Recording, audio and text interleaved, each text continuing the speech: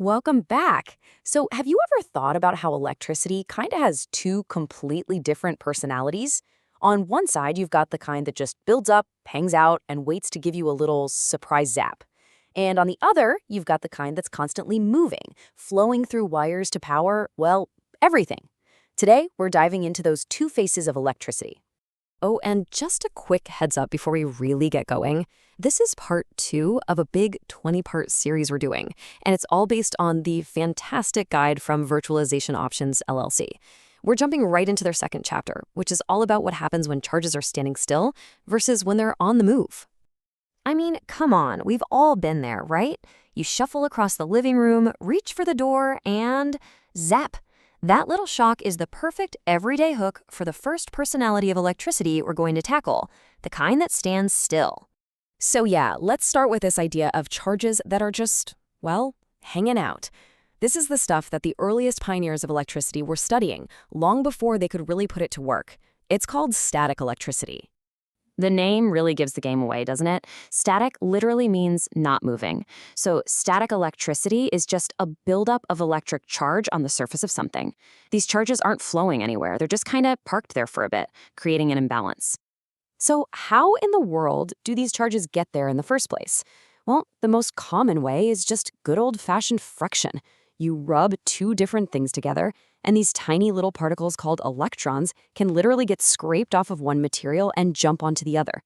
The key thing to get here is you're not creating a charge out of thin air, you're just moving it around, which creates that imbalance. Okay, here's a classic. You've probably done this a million times. Rub a balloon on your hair. What happens? Your hair actually gives up some of its electrons, and the rubber of the balloon just happily snags them. So now the balloon is negatively charged, your hair is positively charged, and since opposites attract, poof, they stick together. It's a party trick that's also perfect physics. And this brings us right back to that sneaky doorknob. As you walk across the carpet, the friction from your socks is building up extra electrons all over your body. You've basically turned yourself into a walking negatively charged person. So when you reach for that metal doorknob, which is a fantastic conductor, all those extra electrons see their chance. They see an escape route, and they leap across the tiny air gap. That leap is the spark you see and feel. Now, if a tiny little spark from your finger is static electricity, what about the biggest spark you can possibly imagine? Yep, lightning. It's the exact same principle we've been talking about, just scaled up to a mind-blowing, awe-inspiring level.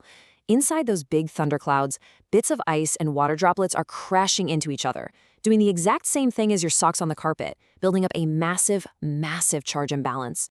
But here's the thing about nature. It always wants to find balance. And that huge buildup of charge in a cloud, it just can't stay that way forever. Sooner or later, it has to be released. And when static charges finally decide to get moving, boy, does it happen all at once. We call this a static discharge. For lightning, it's a colossal spark that tears through the sky, jumping between the cloud and the ground, or even from one cloud to another, just to violently equalize that charge. It's nature's way of hitting a giant electrical reset button. So you can think of it as a simple 3-step process. First, the charge builds up. Then, as more and more charge collects, the electrical pressure, which we call voltage, gets higher and higher. Finally, the voltage gets so intense that it literally forces its way through the air, which normally acts as an insulator. That spark is electricity punching its way through to find balance. Okay, so that's static electricity. It's charges at rest, and it's often released in these wild, chaotic sparks. But the electricity that powers our lives isn't about sudden bursts. It's about a controlled, steady, organized flow. It's time to meet the other face of electricity. And honestly, this slide sums it up perfectly. Static electricity, that's charges piled up and staying put. Current electricity, that's charges that are constantly on the move. This right here is the fundamental difference. One is a still puddle, the other is a flowing river. And that river analogy is just perfect. An electric current is nothing more than that steady, organized flow of charge. It's this continuous movement that we've learned to harness to light up our cities, charge our phones, and run, well, pretty much everything in the modern world. It's electricity that's finally been put to work. Now, this flow actually comes in two main flavors. You've got direct current, or DC, which flows in one steady direction, just like a river. Think of the power coming out of a battery.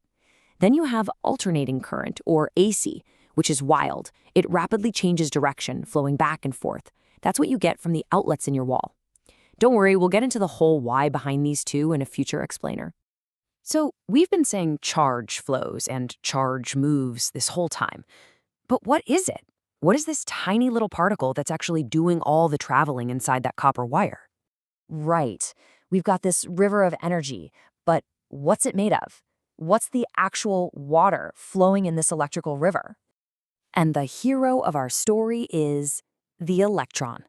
This incredibly tiny, negatively charged particle is what's on the move.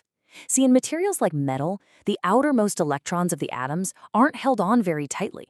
They're kind of free to just wander around, and when we give them a little push, they are what create that electric current. Okay, picture this. Inside a metal wire, you've basically got a sea of free electrons, just bouncing around randomly. Now, this is the key. This sea is why metals are great conductors. Their electrons can move. In an insulator, like the rubber coating on the wire, the electrons are locked down tight. So when we apply a voltage, that electrical push from a battery, it acts like a drill sergeant, telling all those free electrons in the metal to get organized. They all start to drift in the same general direction. And that organized drift, that massive coordinated movement of countless tiny electrons, is the electric current that powers our world. So there we have it. We now know that charges can build up and just sit there, and we know that they can be made to flow in a nice, organized stream. We get the two faces of electricity. The big question now is, how do we build the roads for that river? How do we create the paths to control that flow and make it do all the amazing things we want it to do? Well, that's exactly what we'll get into next time. See you then.